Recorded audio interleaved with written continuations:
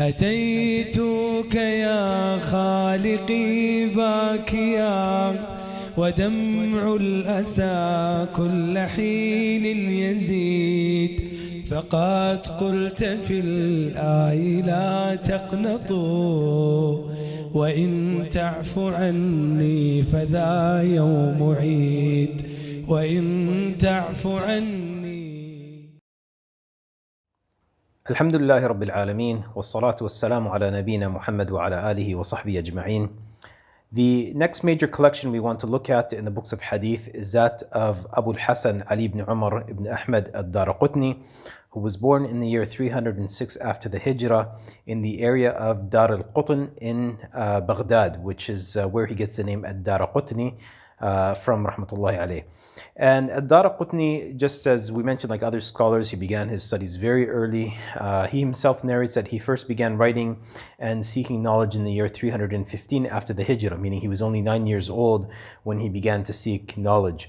And one of the earliest shuyukh that he heard from was Abūl-Ḥasan al-Baghawi, who died in the year 317 after the Hijrah.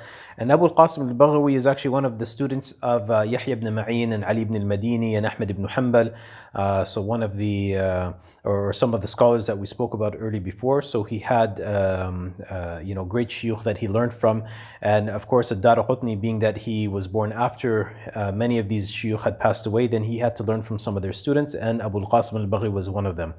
And just to show that how young he was when he was actually taking knowledge from the scholars, he himself narrates that one day he was following some of the students of Abūl-Ḥasan al-Baghawi, and he was just a little boy at the time, so he was walking and he had bread in his hand, and he was following them. And as they entered the home of Abūl-Ḥasan, they shut the door in front of him, not allowing him to come in. And he was a young boy, so he just sat outside crying.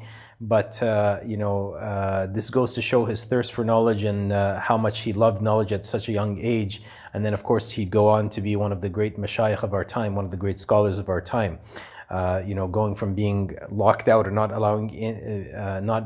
being allowed in to listen to one of the shuyukh, to being one of the shuyukh that many would journey to learn from. And he was also a student of Abu Bakr Abdullah ibn Abi Dawood, who died in the year 316 after the Hijrah. Abu Bakr, or Abdullah ibn Abi Dawood, Abu Bakr, the kunya Abdullah ibn Abi Dawood, is the son of Abu Dawood as-Sijistani. And Abu Dawood as-Sijistani is the author of the Sunan and other works that we spoke about. His son Abdullah is also a Muḥaddith, a great scholar of Ḥadīth, and one of his most famous works is actually referred to as Kitāb al-Masāḥif. And this is a collection where he recorded the different variants of the recitation of the Quran, or the ahruf of the Quran. As I mentioned, he himself is a scholar of Hadith in his own right. But both Al-Baghawi and Abu Bakr ibn Abi Dawood would pass away shortly after he would begin to seek knowledge, because like we said, he was only 9 years old when he began to learn from Abūl-Ḥasan al-Baghawi, and Abūl-Ḥasan al-Baghawi would die 2 years after he began to seek knowledge, and Abdullah ibn Abi Dawood died in the year 316, so 1 year even before Abūl-Ḥasan al-Baghawi. So he didn't have an opportunity to learn a whole lot from the scholars, or from these great scholars at his time, but then he would learn from the scholars of Iraq, the other scholars of Iraq that he had access to, before he would go to Asham and he would go to Egypt. And as he was traveling and learning, then the people began to recognize just how much he himself knew, and people would begin to seek knowledge from him. So even when he was in Egypt, then the people would actually come to learn from him and seek knowledge from him while he was there, to show just how much he had grown in such a short amount of time, and how much he was recognized for his knowledge. And his strength in the sciences of Hadith and the knowledge of the men was so great that Al-Khatib al-Baghdadi rahmatullahi alayhi, he said, with him ended the knowledge of athar, the discernment of defects in hadith, the names of the men, and the status of the narrators. And this is an important point that has been emphasized by many of the scholars of hadith, or later scholars of hadith, and that is with the Daraqutni rahmatullahi alayhi, then the criticism of narrators and the hadith, it kind of ends with him. And that doesn't mean that anyone who came after Daraqutni didn't have anything valuable to contribute to the sciences of hadith, but really those who came after Daraqutni, then they would have to rely on those who narrated about them before. So it's not necessarily their own comments and criticisms that they had, but they would actually refer to maybe what Ad-Daraqutni said, or what Al-Bukhari said, or what Abu Hatim al-Razi said, and others, but they would refer to the scholars of before. So this is why they really consider Ad-Daraqutni being sort of the line where the knowledge of the men and the criticism of the hadith kind of comes from there. And this is a point that's sometimes even mistaken by some. They would go on to say that you don't have a right to comment on a hadith if the scholars before didn't comment on a hadith, and that's not true. So just because we say that the criticism of a hadith kind of ends with him, it doesn't mean that nobody is allowed to criticize a hadith after the time of Ad-Daraqutni. All that means is that what these scholars did is they laid down the foundation for the other scholars of hadith afterwards to come and be able to comment on a hadith, especially if no one ever commented on the hadith. There's so many hadith that were narrated in the books, thousands of hadith, hundreds of thousands of hadith that were narrated in the books, and nobody ever commented on them. And this is because the scholars would collect and they would include these narrations in their collections, whatever works they were compiling at the time, and they didn't necessarily comment on everything. Many of the books of tafsir, there was no comments on a hadith. In many books of seerah, there's no comments on a hadith, and other such collections, like even collections of a hadith without comments on a hadith. But they included the isnad to allow the scholars at the time to be able to judge for themselves and know whether the hadith is acceptable or not. So they laid the foundation for us to be able to go back and study what the scholars before have said, either about the men or even about the body, the composition of the hadith, the matan of the hadith itself, to be able to determine whether the hadith is authentic or not. And of course, we're going to discuss all these things as we continue forward. But I wanted to clarify this misconception that unfortunately a lot of people who don't have knowledge in this field, they will say, they'll go on to say, well, if Imam Ahmad included in his Musnad, or At-Tirmidhi included in his Jami' and didn't comment on it, then who are you really, or who are these scholars afterwards to come and comment on these hadith? And they have every right to comment on a hadith, even ones that have been authenticated from before. People afterwards have a right to either agree or disagree with it, depending on what they understand, which may have differed from what those before understood. So this is an important point that, of course, we'll emphasize as we continue, inshallah, in the study of the sciences of hadith. As for the students of Ad-Daraqutni, rahmatullahi alayhi, then one of his main students is Abu Abdullah, Muhammad ibn Abdullah al-Hakim al-Naysaburi, who died in the year 405. We'll know him as Al-Hakim, or many will know him as Al-Hakim al-Naysaburi. And he is one of the most famous works that he has is Al-Mustadrak al-Sahihain, and this is a work that we're going to speak about in our next lesson, inshallah. As for Daraqutni himself, then he has a number of beneficial works, and the most famous of them is his book As-Sunan, or Sunan ad-Dāraquṭnī. And this is the only correct name that we have, to be honest. There's a number of names that have been attributed to it, but where these names came from or how they became attributed to him, Wallahu ta'ala a'lam. Most himself or even others, when they would refer, or the earlier scholars, when they would refer to his works, they would his work, this collection, they would refer to it as As-Sunan or Sunan ad-Dāraquṭnī. But other names that we might find it has been referred to as is Al-Mujtaba min as-Sunan, which means the selected from the Sunan, meaning the selected narrations from the Sunan of the Prophet sallallahu alaihi wasallam. And there's even a lengthier name that we will find called Al-Mujtana min as-Sunan al-Ma'thura an an-Nabi sallallahu alaihi wasallam, والتنبيه على الصحيح منها والسقيم واختلاف الناقلين لها في ألفاظها. And this basically translates as what has been gathered from the reported Sunan of the Prophet sallallahu alaihi wasallam, and raising awareness concerning the authentic from it and the weak, and the differing of the transmitters of it in its phrasing. And this, wallahu ta'ala alam, I have not found any of the earlier collections or even later collections that refer to it by this name, but unfortunately somehow it's made its name onto Wikipedia as being the name of this collection, and wallahu ta'ala alam, this cannot be confirmed.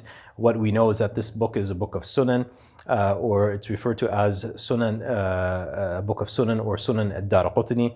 And this is a collection of 4,836 ahadith.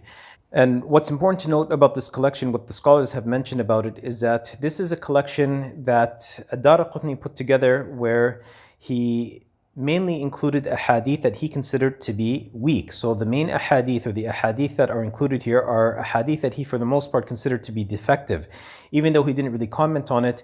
So a person would have to look and see if he included a hadith in there, and if he didn't comment on the hadith, a person would have to look and see what was considered to be defective about it,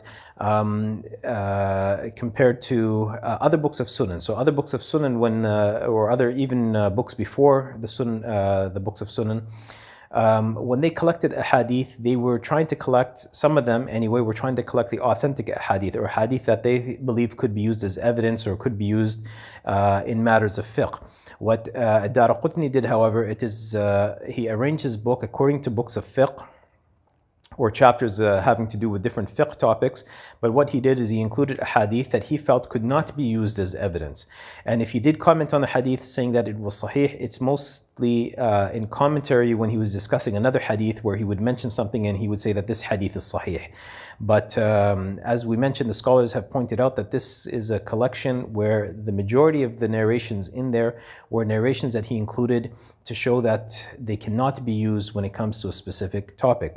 And usually when we have a collection of ahadith that are considered to be defective ahadith, they refer to these books as books of ‹Ḥilal, books of defects. But this is considered a book of Sunan because he arranged it according to the other books of Sunan according to fiqh topics. So he would have, for example, the book of Tahara, the book of purification, and he would have the book of Salat, the book of prayers, and he would have the book of Siyam, the book of fasting, and the book of Hajj, etc. So it was mainly books having to do with acts of ibadat and acts of mu'amalat, of dealings, that he included the ahadith under. So this is why it's referred to as a book of Sunan and not a book of ‹Ḥilal.